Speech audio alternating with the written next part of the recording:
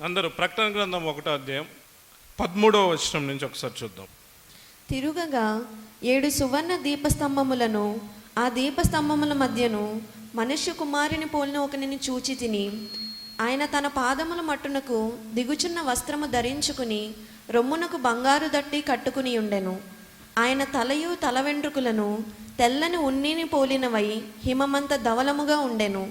ఆయన నేత్రములు అగ్నిజ్వాల వలె ఉండెను.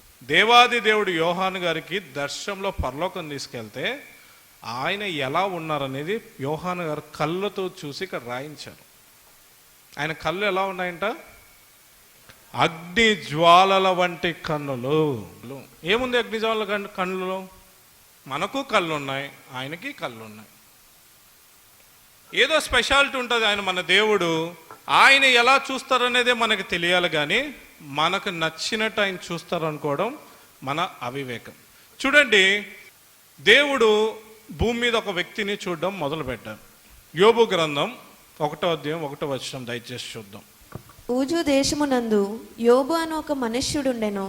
అతడు యథార్థవర్తనుడును న్యాయవంతుడునై దేవుని యందు భయభక్తులు కలిగి చెడుతనము విసర్జించినవాడు. అతనికి 7 కుమారులను 3 కుమార్తెలను కలిగిరి. అతనికి 7,000 గొర్రెలను, 3,000 ఒంటెలను, 500 జతల ఎడ్లును, 500 ఆడుగాడిదలను కలిగి బహుమంది పనివారును అతనికి ఆస్తిగా నుండెను గనుక తూర్పు దిక్కు జనులందరిలో అతడే గొప్పవాడుగా నుండెను. అతని కుమారులందరూ వంతులు చప్పున అనుదినము ఒకరికొకరు తమ తమ ఇండ్లలో విందు చేయనై కూడినప్పుడు తమ 3 అక్క చెల్లెండ్రులు తమతో కలిసి అన్నపానములు పుచ్చుకొనవలెనని వారిని పిలిపించుచూ వచ్చిరి.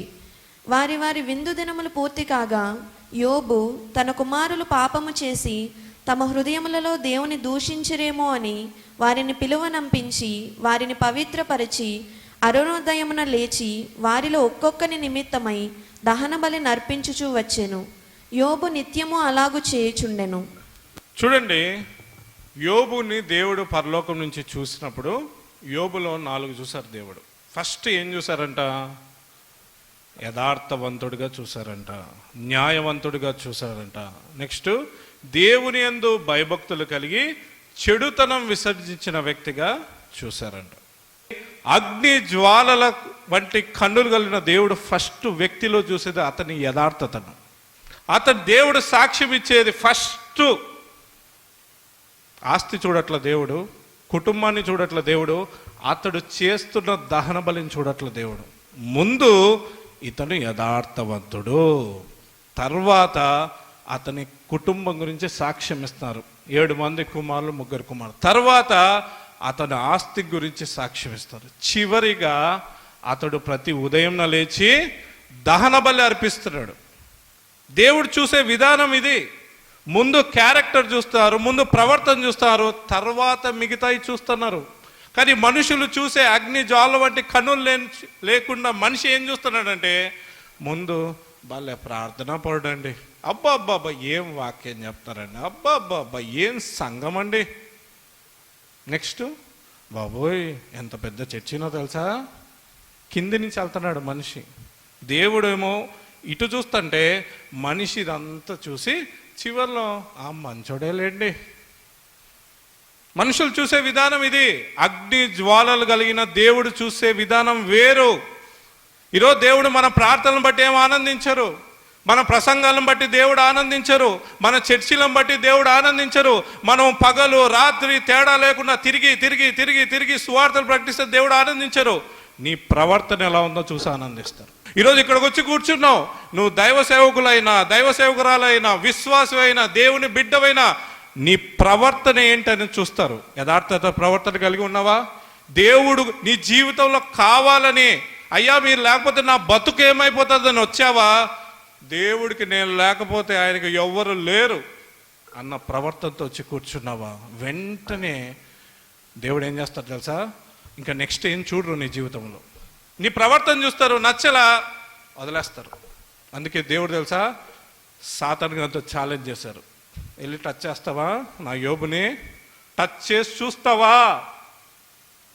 సాతాను గారు అన్నాడు, ప్రభా మీరు వాడు చూడలేడు కదా దేవుడు చూసే విధానం. సాతాను గారు అనుకుంటున్నాడు ఆస్తిని బట్టి యోబు దేవుని ఆరాధిస్తున్నాడు అనుకున్నాడు. కుటుంబాన్ని బట్టి ఆరాధిస్తున్నాడు అనుకున్నారు, టచ్ చేసి చూస్తా అన్నారు. టచ్ చేశాడండి. ఏమేమి టచ్ చేశాడు? పిల్లల్ని చంపేశాడు.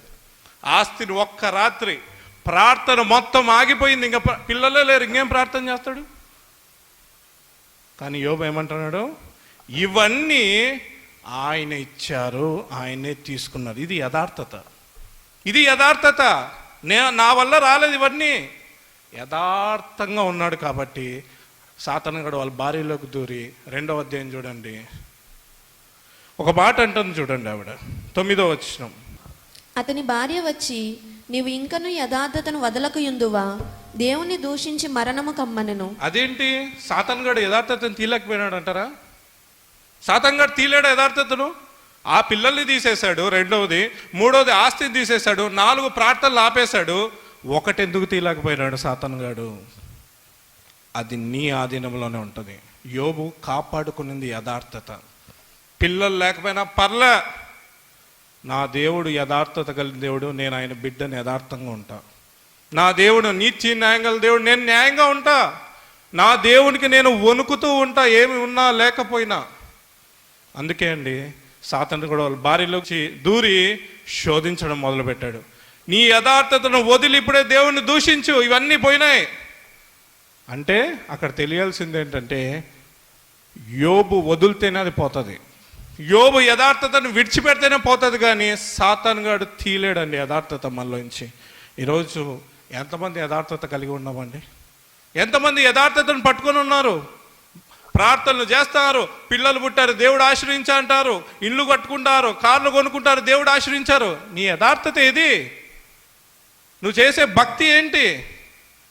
యథార్థత మనసు లేదు.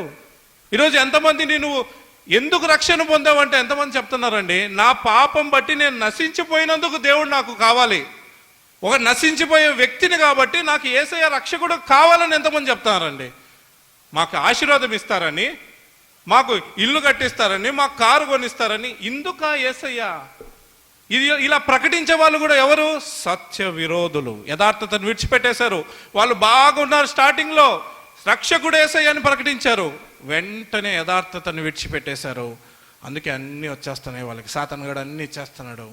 కానీ ఈరోజు ప్రజలు అదే చూస్తున్నారు. అబ్బో అవే గొప్ప, అవే గొప్ప, అవే గొప్ప. యథార్థతను విడిచిపెట్టకపోతే ఏమి ఉన్నా ఏమి లేకపోయినా అన్నీ తిరిగి వస్తాయి. చూడండి, యోబు చివరి మనం చూసినప్పుడు యోబు గ్రంథంలో 2 ఇచ్చారంట దేవుడు. ఎందుకు? హల్లెలూయా, చప్పట్లు కొడదాం. ఎందుకు? యథార్థతను విడిచిపెట్టల యోబు. అదే యథార్థతను కాపాడుకున్నాడు. దేవుడే వచ్చి మళ్ళీ ఎన్ని ఇచ్చారు? 2 అన్నిట్లో ఇచ్చేశారంట అండి. ఈరోజు ఇవన్నీ పోగానే మనం ఏం చేస్తున్నాం? వదిలేస్తున్నాం. ఇంకేం దేవుడు, ఇంకెందుకు దేవుడు? ఇంట్లో రోగం వచ్చిందంటే ఇంకెందుకు దేవుడు? ఇంట్లో అప్పు వచ్చిందంటే ఇంకెందుకు దేవుడు? ఇంకొంచెం కష్టం వచ్చిందనుకో ఇంకెందుకు దేవుడు? యోబులాగా యథార్థత కలిగి జీవిస్తున్నామా? చూడండి, యేసయ్య ఒక ఉపమానం చెప్పారు. తమ్ముకు తామే నీతిమంతులం అనుకుంటూ, తమ్ముకు తామే అంట నీతిమంతులను సర్టిఫికెట్ చేసుకుంటారు అని తమను తాము భ్రమపరుచుకొని కొందరిలాగా ప్రవర్తిస్తానంట. అందులో ఆయన చెప్పిన ఉపమానం ఏంటంటే, పరిసయుడు సుంకరి. పరిసయుడు ఏమంటున్నాడు? సాక్షాత్ దేవాది దేవుని సన్నిధిలో నిలబడి, నేను ఇతనిలాగా లేను, నేను ఇతనిలాగా మోసగాడిని కాదు, నేను ఇతనిలాగా చెడు పనులు చేయట్లా, నేను ఉపవాసం ఉంటున్నా, నేను ప్రార్థన చేస్తానా, నేను దశంభాగాలు ఇస్తానా అంటున్నాడంట. సుంకరి పక్క నిలబడి, అయ్యా ఆకాశం వైపు చేతులు ఎత్తడానికి కూడా నాకు అర్హత లేదయ్యా. దేవుని సన్నిధికి వచ్చి ఒప్పుకోవాల్సింది నువ్వెలా ఉన్నావో. దేవుడు అదే చూసేది, యథార్థత. పక్కన వాళ్ళ గురించి ఎందుకు దేవుని దగ్గర? అందుకే ఈరోజు యథార్థత కోల్పోయి నశించిపోతారని, అందరు నశించిపోతున్నారు. అదే ప్రాబ్లం. ఈరోజు సేవలు అలాగే జరుగుతున్నాయి, పరిచర్యలు అలాగే జరుగుతున్నాయి, సువార్తలు అలాగే జరుగుతున్నాయి. ఒక యథార్థత మిస్సింగ్ అంతే. అన్ని సంఘాల్లో ప్రార్థనలు జరుగుతున్నాయి, పాటలు పాడుతున్నారు, ఉపవాసాలు ఉంటున్నారు, వాక్యాలు వింటున్నారు. జీవితం ఏది? జీవితం ఎక్కడ మారింది? జీవితం ఎక్కడ మారిందండి? ఎందుకు తెలుసా? అందుకే యేసయ్య ఒక మాట అన్నారు, ప్రభువా ప్రభు అని పిలిచే ప్రతి ఒక్కడు నా వాడు కాదు, అక్రమము చేయవాళ్ళరా నా యొద్దకు తొలగిపోడు. ఏం అక్రమం చేశారు వీళ్ళంతా? వీళ్ళు ప్రార్థనలు చేశారు, కానీ ఎప్పుడు తమను తాము హెచ్చించుకుంటేనే ప్రార్థన. తమను ఎప్పుడు పరీక్షించుకోరు మేము ఎలా ఉన్నామని. ఉపవాసాలు చేశారు, ఎంతసేపు నా వేషధారనే. మా ఉపవాసాలు చూడు, మా పండగలు చూడు, మా ప్రార్థనలు చూడు. సేవ చేశారు, ఎప్పుడు వీళ్ళే కనపడాలి, ఇంకంతే, ఇంక వీళ్ళే. అసలు యథార్థత ఇదండి, యథార్థత ఇదండి అసలు మనలో. యోబు చేసింది అదే.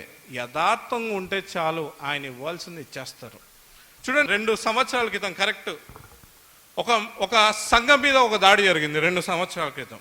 ఇలాగే యోబు కుటుంబంలో జరిగినట్టే కుటుంబ సభ్యులందరినీ చెల్లాచెదరు పడేశారు రాత్రికి. ఆస్తిపాస్తులన్నీ సీజ్ చేసి పడేశారు రాత్రికి. ఆరాధనలు, ప్రార్థనలు, చర్చిలన్నీ మూసి పడేశారు. అందరూ అనుకున్నారు యోబుని అనుకున్నట్టే సాతానుగాడు అనుకున్నాడు. మొత్తం చెల్లాచెదరైపోయినారు. మొత్తం ఆస్తిపాస్తులు సీజ్ చేసి పడేశారు. మొత్తం ప్రార్థనలు ఆపేశారు అన్నారు. కానీ ఆ మినిస్ట్రీ సేవకులను యథార్థతను విడిచిపెట్టలేదండి. మా దేవుడు న్యాయవంతుడు. ఇప్పుడు దేవుడు 100 రెట్లు ఆ సంఘాన్ని పైకి నిలబెట్టారు. ఆ సంఘమే ప్రేమస్వరూపి మినిస్ట్రీస్. చప్పట్లు కొట్టి దేవుని మహింపరద్దాం. యథార్థతనే, ఇంకేది కాదు. యథార్థత అంటే ఏంటండి? నీకు ఎన్నిసార్లు డౌట్ వస్తుందో తెలుసా నీ దేవుని మీద? ఎన్నిసార్లు నీకు డౌట్ వస్తుందో, నా దేవుడు నిజంగా ఉన్నారంటారా, ఎందుకు ఇది జరగట్లా? యథార్థత లేదు, నమ్మవు పూర్తిగా దేవుణ్ణి. ఎంత విశ్వాసం ఉంటుందో అంత అవిశ్వాసం నీలో ఉంటుంది. ఎంత ప్రేమ ఉంటుందో అంత ద్వేషం చూపిస్తావు దేవుని మీద సమస్య రాగానే. ఎంత మనస్సు ఆయన మీద ఆధారపడి ఉంటావో అంత మనుషుల మీద ఆధారపడుతుంటావు. అదే యథార్థత లేని స్థితి. నీకు యథార్థంగా తెలుసు ఆయన దేవుడని, కానీ నువ్వు పూర్తిగా నమ్మవు ఆయన. యోబుకు ఆ పరిస్థితిలో యథార్థంగా నమ్మాడండి. దేవుడు వేశారంటే ఏదో ప్లాన్ ఉంటుంది, అంత ఈజీగా దేవుడు వేయరు నాకు ఇవన్నీ శిక్షలు అని తన యథార్థతను కాపాడుకున్నాడండి. ఈరోజు మనం ఎంతమంది యథార్థంగా ఉంటున్నామండి?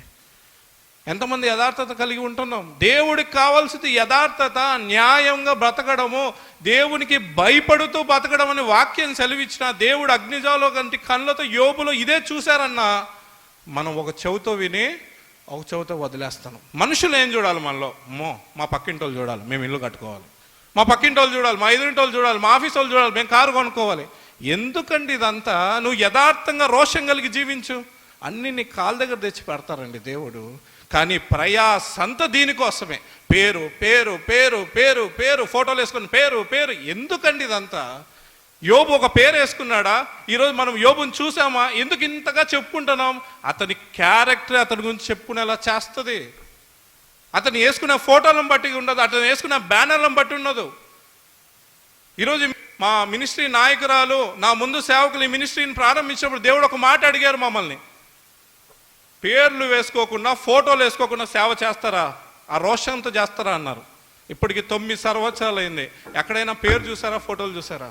ఉండదు, జీవితాంతం ఉండదు ఈ మినిస్ట్రీ ఉన్నంత కాలం. అలాగే రోషంగా సేవ చేస్తాం. కానీ ఎందుకు ఇంతమంది వస్తున్నారు? మనిషి యథార్థతే. ఈరోజు భక్తి చేస్తూ మేము యథార్థవంతులు అనుకుంటారు. నీ భక్తి వద్దు దేవుడికి, నీ క్యారెక్టర్ చూడు. క్యారెక్టర్ లేకుండా ప్రార్థన చేస్తే ఎందుకండి? 10 మందిని హింసించి 10 మందిని మోసం చేసి నేను మోకాలు వేసి ప్రార్థన చేస్తే ఎందుకు దేవునికి? సినిమాలు చూసుకుంటా, వారం అంతా సినిమాలు చూసుకుంటా, ఆదివారం చర్చికి వెళ్ళి ఏసయ్యని ఆరాధన చేస్తే దేనికండి? ఏసయ్యకి పరలోకంలో దేవదూతలు ఆరాధన చెయ్యట్లేదా? నా ఆరాధన కావాలనా?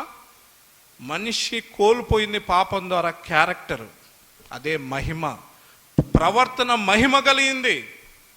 యేసయ్య ఆ క్యారెక్టర్ చూపించడానికే భూమి మీదకి వచ్చింది. బతకడం కాదు మనుషులకి. ప్రేమ చూపించాల్సినప్పుడు ప్రేమ చూపించట్లా, కనికర పడాల్సినప్పుడు కనికర పడట్లా, జాలి చూపించాల్సినప్పుడు జాలి చూపించట్లా, కృతజ్ఞత చూపించాల్సినప్పుడు కృతజ్ఞత లేకుండా అయిపోయినామండి మనం అంతా. యోబుని చూసి నేర్చుకుందామండి. దేవుడు చూసే విధానం వేరండి. నీ మందిరాన్ని చూడరు దేవుడు, నీ సేవని చూడరు, నువ్వు చేసే భక్తిని చూడరు, నువ్వు నీ వాక్యాలు చూడరు. నేను ఇప్పటికి చెప్తున్నా, ఈ బైబిల్ పట్టుకోండి, నేను చెప్పిన వాక్యాన్ని బట్టి దేవుడు అసలు పట్టించుకోరండి. నేను భయముతో, యథార్థ హృదయముతో, తగ్గింపు కలిగిన మనసుతో, సాత్వికంతో ఇక్కడ నిలబడితేనే శబాష్ నమ్మకమైన మంచి దాసుడు అంటారు. కానీ వాక్యం అనర్గళంగా గంటలు చెప్తే దేవుడు పట్టించుకోరు. ఈరోజు తెలియక ఇదే చేస్తున్నామండి అందరం. యోబు ఏ ప్రసంగాలు చేయలా, యోబు ఏ ప్రార్థనలు చేయలా, యోబు ఏ మందిరాలు కట్టలా. మరి యోబు గురించి ఇప్పుడు ఎందుకు చెప్పుకుంటాను? యోబు ప్రవర్తన దేవుడు మెచ్చింది. ఆ ప్రవర్తనే 6000 సంవత్సరాలైన యోబు గురించి మాట్లాడేలా చేస్తుంది. ఈరోజు నీ సేవలో యథార్థంగా ఉన్నావా? ఈరోజు నీ భక్తిలో యథార్థత కలిగి ఉన్నావా? అసలు దేవుడు ఎందుకు కావాలనుకుంటున్నావు నీ జీవితంలో? మనిషి పరలోకాన్ని కోల్పోయారు కాబట్టి ఆ పరలోకం తిరిగి ఇవ్వడానికి యేసయ్య వచ్చింది. మరి నీకు పరలోకం కోసం ఎదురు చూస్తున్నావా? ఈ లోక సంబంధమైన కోరికల కోసం దేవుని దగ్గరకు వస్తున్నావా? ఈరోజు నువ్వు ప్రకటించే సువార్త లోక సంబంధమైన కార్యాలు చేస్తున్నావా? ఒక సేవకుడు అంటున్నారు, కొంతమంది ఎలా తయారంటారంట, ఇజ్రాయెల్ ప్రజల దగ్గరికి వెళ్ళి ఈ ఐగుప్తే దేవుడికి ఇచ్చే బహుమానం, ఈ ఐగుప్తుని దేవుడు దీవించును గాక, ఈ ఐగుప్తు దేవతలను దేవుడు దీవించును గాక అన్నట్లు చేస్తున్నారంట. ఎంత దారుణమైన! కనాను దేశంకి వెళ్ళాలని దేవుడు వాళ్ళు నడిపిస్తే కొంతమంది మధ్యలోనే ఆపేస్తున్నారంట. ఈరోజు నీ గమ్యం ఏంటి? నీ గురి ఏంటి? ఈరోజు ఇక్కడికి వచ్చావు, ఈ రాత్రి చనిపోతే ఎక్కడికి వెళ్తావు? దమ్ముందా నీకు? ఎక్కడికి వెళ్తావో చెప్పడానికి? దమ్ము లేనప్పుడు నువ్వు క్రైస్తవుడు ఎలా అవుతావు? క్రైస్తవులు ఎలా అవుతావు? నువ్వు సేవకుడైనా, ఎవరైనా, నేనైనా, నువ్వైనా, ఎవ్వరమైనా అండి, మన అంతిమ గమ్యం పరలోకం. అది లేనప్పుడు ఎందుకండి? అది లేనప్పుడు ఎందుకు ఇంకా ఈ క్రైస్తవ జీవితం? దేవుడు దుఃఖపడతానండి మనల్ని బట్టి. క్యారెక్టర్ని కాపాడుకొని మిమ్మల్ని పరలోక రాజ్యం ఇస్తాను. మీ అందరికి ఒక అద్భుతమైన ఉదాహరణ చెప్తాను బైబిల్లోది. సాతాను గాని ఎందుకు దేవుడు తోసేశారు? సరిగా పని చేయలేదు, అక్కడ సరిగా ఆరాధన చేయలేదంటారా? ఆడక్కడ మంచి మ్యూజిక్ ఆరాధికుడు అంట సాతాను గాడు. ఆరాధనలో ఏమైనా తప్పు పాడా? అక్కడ ఏమన్నా అప్పగించిన పని ఏమన్నా సరిగా చేయలేదా? ఎందుకు తోసేశారో? క్యారెక్టర్ పాడైపోయిందని తోసిపడేశారు. ఈరోజు అదే క్యారెక్టర్ ఉంటేనే అక్కడికి వెళ్తాం. కానీ ఈరోజు సాతానుగాడు మనల్ని చేస్తున్న మోసం ఏంటే? యథార్థత వదిలేయి, భక్తి చెయ్యి అంతే. వాక్యాలు చెప్పు, నీకు నచ్చిందని చెప్పుకుంటా పో. ప్రార్థన చేయొద్దు, దేవునితో గడపద్దు. అసలుకి నువ్వు ఎలా ఉన్నావు పరీక్షించుకోవద్దు. నువ్వు చేసేది చాలా ఘనమైంది దేవునికి. దేవుడు ఏది పట్టించుకోడండి. అబ్రాహాము 100 సంవత్సరాలు బతికాడు. దేవుడు పిలుచుకున్నాక ఎవరికి ప్రసంగాలు చేయాల, తనే ఒక ప్రసంగంలాగా బతికాడు. ఆ కాలం తన జీవితం ఒక ప్రసంగంలాగా బతికాడు. తన క్యారెక్టర్ని కాపాడుకుంటూ జాగ్రత్తగా బతికాడు.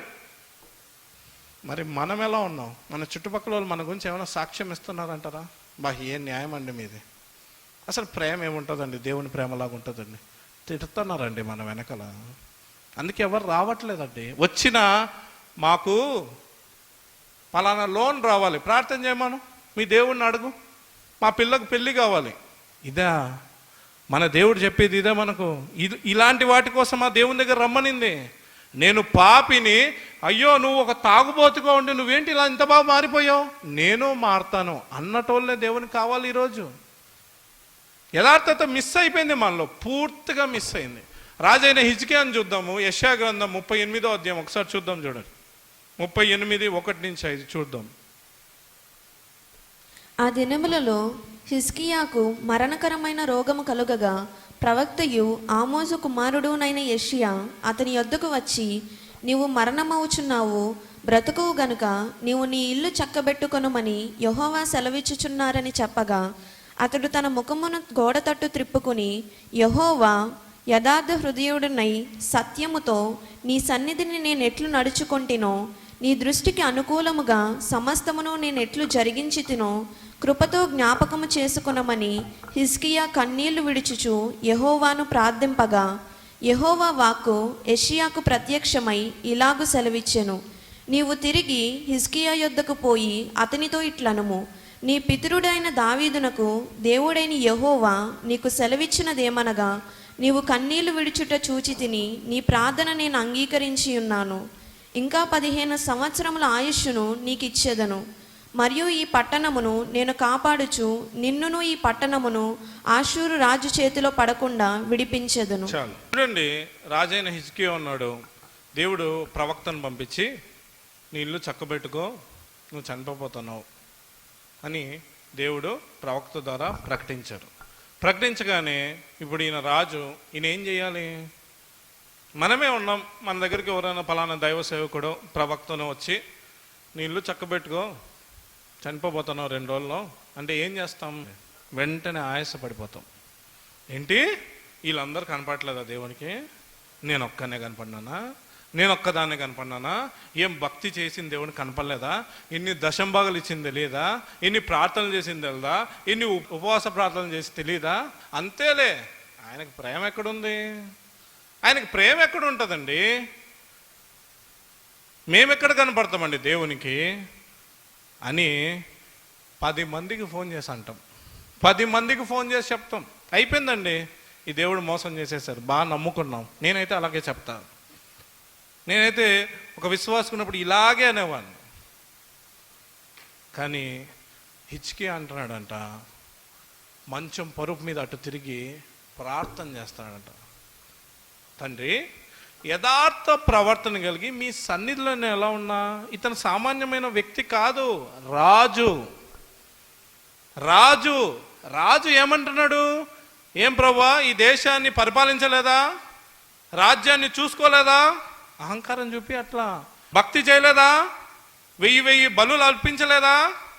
ప్రతి పండగ ఘనంగా చేయలేదా?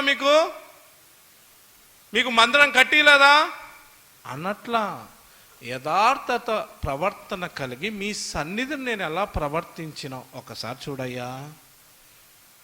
జస్ట్ ఒక చిన్న ప్రార్థన అండి, జస్ట్ ఒక చిన్న ప్రార్థన. ఉపవాసాలు ప్రకటించాలా, ఏం చేయాల? యథార్థత ప్రవర్తన కలిగి నేను ఎలా మీ సన్నిధిలో ఉన్నాను ఒకసారి జ్ఞాపకం చేసుకో అయ్యా. వెంటనే దేవుడు ఏం చేశారు?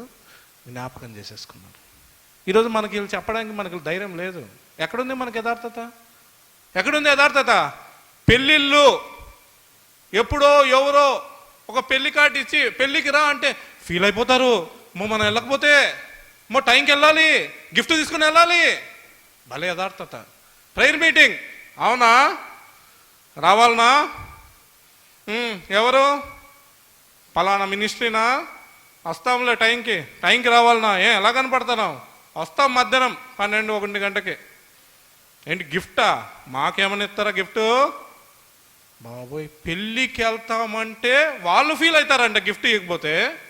కానీ దేవుడి దగ్గరకు వచ్చేటప్పుడు నీ మనసు ఎంత హీనంగా ఉందో ఆలోచించుకోండి.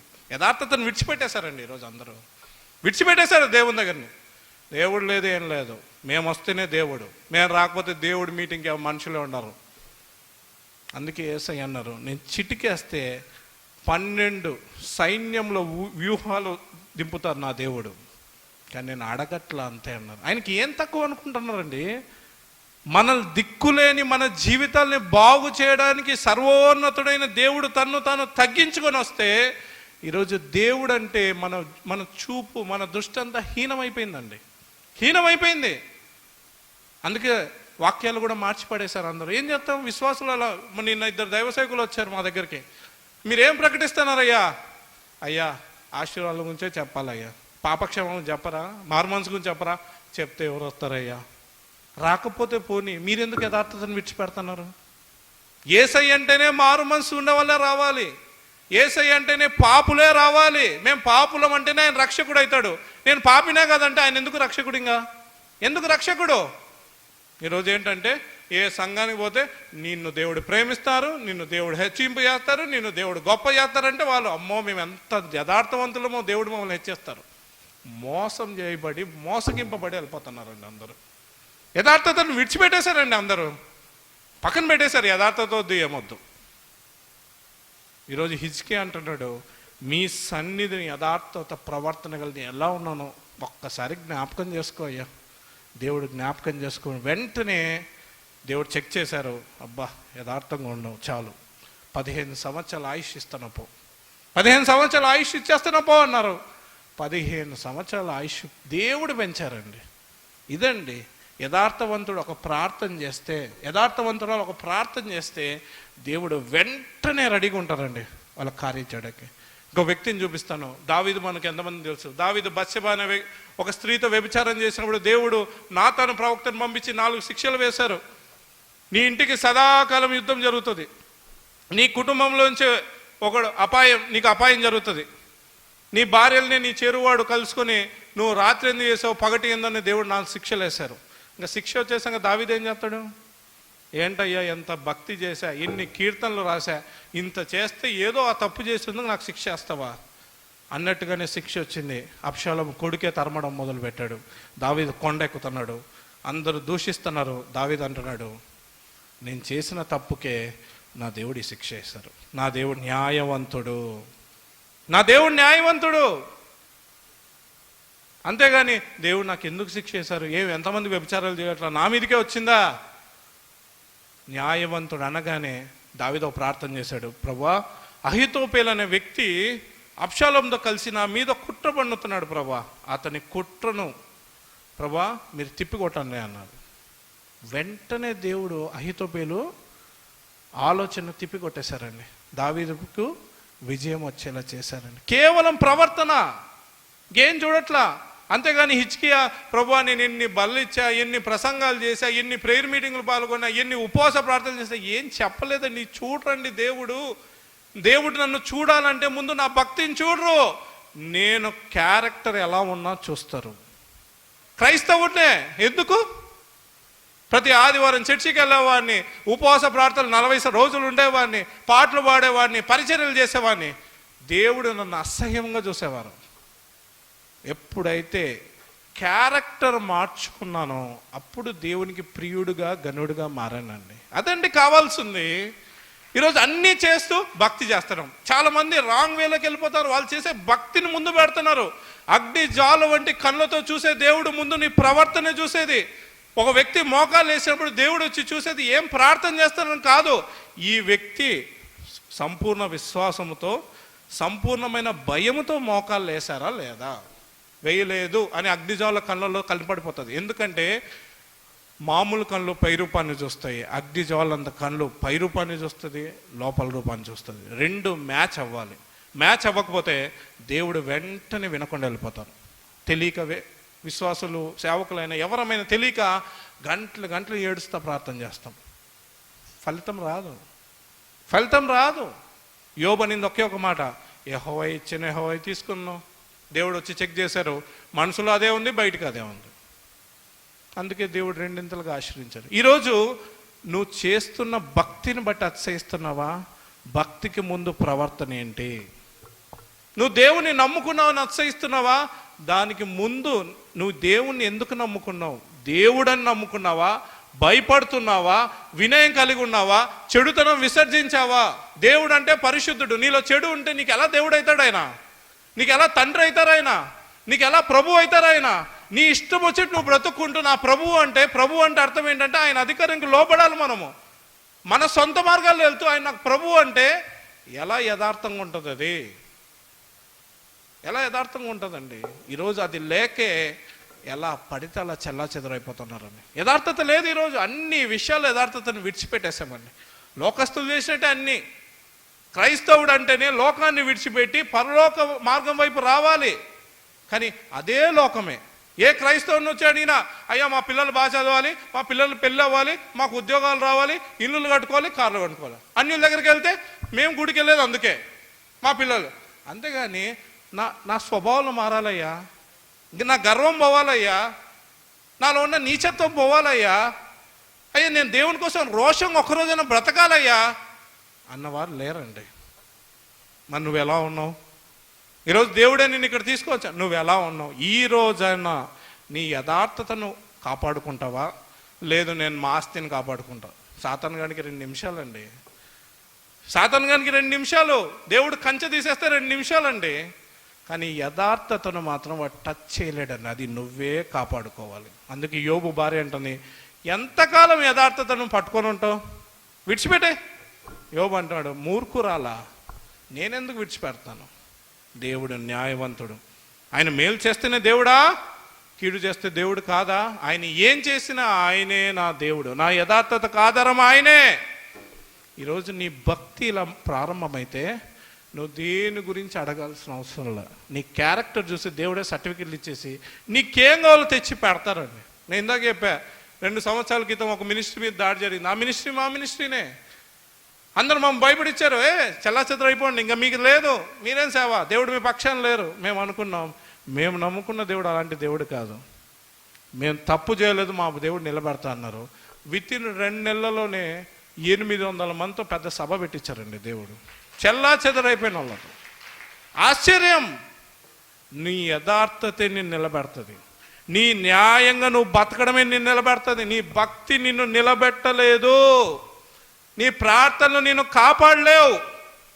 నీ ఉపవాసాలు నిన్ను కాపాడలేవు. క్యారెక్టర్ లేకుండా ఇవి ఏమి చేసినా దేవుడు అసలు అంగీకరించడండి. హేబేలు కయ్యూను అర్పణ అదే జరిగింది. హేబేలు మంచి మనస్సు, మంచి ప్రవర్తనతో దేవుడికి ఇవ్వాలని తెచ్చాడంట. కయ్యూను గొనుక్కుంటూ సనుక్కుంటూ తెచ్చాడంట. తెచ్చింది ఇద్దరు మంచివే, ఒకరు కూరగాయలు, ఒకరు ఇవి మంచి ఫ్రెష్వే. దేవుడు ఎందుకు తీసుకోవాలా? ఎందుకంటే ఆ కానుకకు ముందు క్యారెక్టర్ చూశారు. ఈరోజు మనం కానుకనే చూస్తాం. ఈరోజు మనం ఇచ్చే అర్పణనే చూసుకుంటున్నాం. ఈరోజు మనం మోకాళ్ళే చూసుకుంటున్నాం. మోకాళ్ళకు ముందు నువ్వు వణుకుతున్నావా? కన్నీళ్లకు ముందు భయపడుతున్నావా? మోసపోకండి. ఒకరోజు వెక్కిరింపబడతామంట మనమంతా. దేవుడు వెక్కిరిస్తారంట. బాగా జరిగిందా? నరకంలో కొన్ని కోట్ల మంది, అయ్యా ఒక్క క్షణం ఛాన్స్ ఇవ్వండి అయ్యా, మళ్ళీ భూమిపైకి వెళ్ళి ఈసారి జాగ్రత్తగా ఉంటామంటే దేవుడు అన్నారంట, సమయం మించిపోయింది. నీకు ఇచ్చిన సమయం అంతా లోకం వైపే చూసావు, నా వైపు చూడలా. అసలు దేవుడు నన్ను ఎందుకు పుట్టించారు? నేను ఏం చేయాలి ఆయనకి అంటే దేవుడు చెప్తారు నీతో ఏం చేయాలో. దేవుడు అండి మాతో, ఇదిగో ఈ గీత గీసా దాటద్దండి అంటే మేము దాటమండి. దాటం అసలుకి. చాలామంది దైవసేకులు ఇక్కడ ఉన్నారు, వాళ్ళకు తెలుసు, వాళ్ళే సాక్ష్యాలు ఇచ్చారు. దేవుడు గీత గీస్తే మా మినిస్ట్రీలో మేము దాటం. వాళ్ళు ఏమి ఇచ్చినా మాకు మా దేవుని మాటే ముఖ్యం. మా దేవుని మాట చేయడమే మాకు ఘనత అనుకుంటాం మేము. మరి మీరు ఎలా ఉన్నారు? నేను మిమ్మల్ని ఎవరిని విమర్శించట్లా, మేమన్నీ చూపించట్లా. మీ అందరికంటే అల్పుండండి. నాలాంటి జీవితాన్ని దేవుడు మార్చారండి. మీరు నాకంటే గనులు, మీ జీవితాలు మార్చారా? ఒకవేళ నువ్వు సరైన జీవితం కలిగి లేవేమో, నువ్వు నీ భక్తిని చూసి గర్వపడుతున్నావేమో, నీకు తెలిసిన బైబిల్ని బట్టి గర్వపడుతున్నావేమో. అది కాదు దేవుడు చూసేది. అది కాదు దేవుడు మనిషిలో చూసేది. దేవుడు చూసేది నువ్వు ఎలా ఉన్నావు. నువ్వు భయపడుతున్నావా దేవునికి? నువ్వు వినయం కలిగి ఉన్నావా? నువ్వు ప్రేమిస్తున్నావా ఆయన్ని? నువ్వు యథార్థంగా ఉంటున్నావా? లోపల బయటికి అందరం ఉంటామండి, ట్రై చేస్తున్నాం. లోపల ఎలా ఉన్నావు? లోపల ఎలా ఉన్నావు? అగ్ని జ్వాల గంటి కళ్ళతో చూసే నీకు నాకు తీర్పు తీరుస్తారు ఆయన. పైరు పని చూసి తీర్పు తీర్చరు. ఆయనకు ఉండేదే అగ్ని జ్వాల గంటి కళ్ళు. నువ్వు ఈరోజు ఇక్కడికి ఎందుకు వచ్చావు? యథార్థతతోనే వచ్చావా? అన్నిటికీ అలా యథార్థత ఉంటున్నావా? అందరికి ఒక్కసారి పిలిస్తే పరిగెత్తుకుంటూ వెళ్తావే, వాళ్ళు ఫీల్ అవుతారు. నీ దేవుడు ఫీల్ అవుతారని ఈరోజు అనుకుంటున్నావా? నీ దేవుడికి ఒక మనస్సు ఉంటుందని ఈరోజు గ్రహిస్తున్నావా? కాబట్టి దయచేసి ఒక్క విషయంలో మనం అందరం సరి చేసుకుందామండి.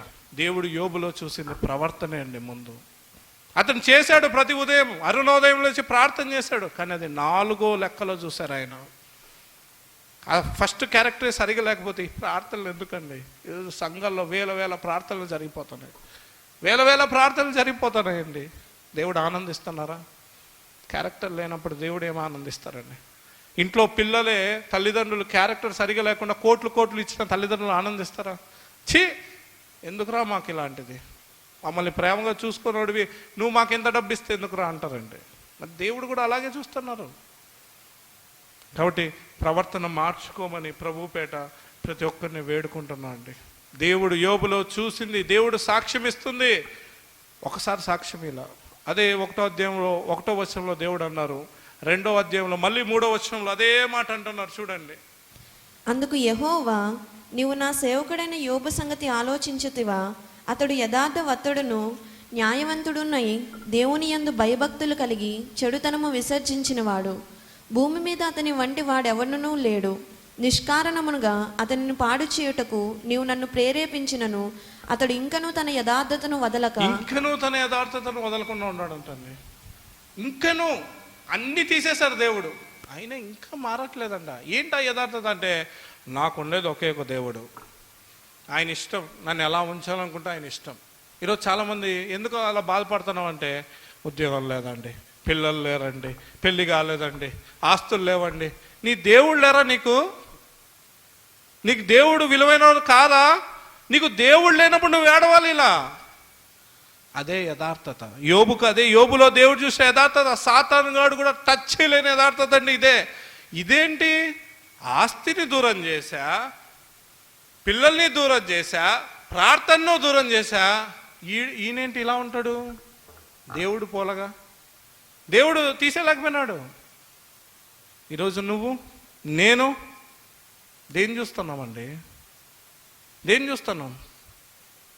దేవుని దగ్గరకు వచ్చి దేవునితోనే చెప్తాం, నాకు అది లేదయ్యా, మనసు బాగాలేదు ఏసయ్యా, నాకు అది లేదు. ఏసయ్య అంటారు, నేను లేనా?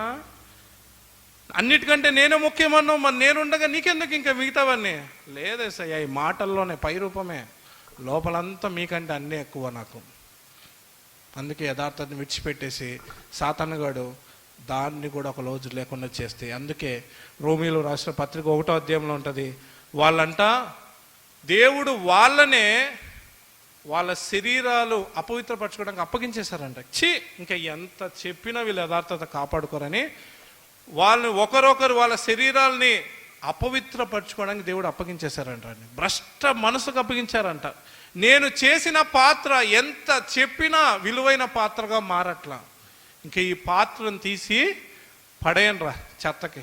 మన ఇంట్లో మంచి బకెట్లు కొంటాం. స్టార్టింగ్ ఆ బకెట్ ఎక్కడ ఉంటుంది? బియ్యం పోసుకోవడానికి పెడతారు విలువగా. తర్వాత కొన్ని రోజులకి అది నీట్గా ఉండకుండా దానికి ఏమైనా దుమ్ము పడితే ఏం చేస్తాం? బాత్రూంలోకి వెళ్తుంది. అక్కడి నుంచి అక్కడ దాని టైం అయిపోయినాక చెత్త వేయడానికి తీసుకెళ్తాం. అక్కడ కూడా దాని పని అయిపోయాక చెత్త కుండీలో పడేస్తాం. దేవుడు కూడా నన్నైనా అంతే.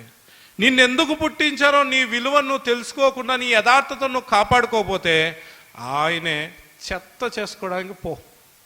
అందుకే ఈరోజు యువతంతా దేనికి అడిక్ట్ అయిపోయినారు? అపవిత్రమైన వీడియోలు చూసుకుంటూ, శరీరాలను అపవిత్రపరచుకుంటూ, కళ్ళతో సినిమాలు చూసి శరీరాలను అపవిత్రపరచుకుంటూ, కళ్ళను అపవిత్రపరచుకుంటూ దేవుడు అప్పగించేశారండి. ఇంక నువ్వు పనికిరాని పాత్ర అయిపోయినావు. ఆ పాత్ర చివరికి ఎక్కడికి వెళ్ళిపోతుంది? ఆ చెత్త బుట్టోడు తీసుకొని ఎక్కడేస్తాడు? ఎంత చెత్తను పెట్టుకుంటాడు? చెత్త ఎక్కువైంది, ఒక నిప్పురవ తీసి లేసేస్తాడు. దెబ్బకు బూడిదైపోతుంది ఖాళీ. ఇది నా బకెట్, ఇది నాది పాడైపోయిన బకెట్. ఇంకే బకెటా? ఎప్పుడో బూడిదైపోయింది. అలా ఒకరోజు అయిపోతాం అంతే. అదే నీ యథార్థతను కాపాడుకో. నన్ను ఎందుకు పుట్టించానో సభా పర్వతం మీద నిలబెడతారంట ఆయన. దేవదూతలు మనకు పరిచర్య చేస్తారంటండి. నీ స్థితి అది, నీ స్థాయి అది దేవుడు పెట్టింది. నువ్వే లోకం వైపు చూస్తూ యథార్థతను కోల్పోయి అన్నీ విడిచిపెడతాను. కళ్ళు మూసుకుందాం దయచేసి ప్రతి ఒక్కరం. విన్న మాటల ద్వారా దేవుడు నీతో సూటిగా మాట్లాడినారు. ఒక్కసారి నీ యథార్థతను విడిచిపెట్టావా? నీ యథార్థతను ఒకవేళ విడిచిపెట్టిండి ఇప్పుడే అడుగు, యేసయ్యా యథార్థత లేదయ్యా నాలో, అంత వేషధారణ ప్రభు, నడినెత్తి నుంచి అరికాల వరకు వేషధారణ. అసలు ప్రార్థన చేసేటప్పుడు ముందు భయంతో ప్రార్థన చేయనయ్యా. బైబిల్ చదివేటప్పుడు నాతో దేవుడు మాట్లాడతానని నేను బైబిల్ చదవనయ్యా. అంత వేషధారణ.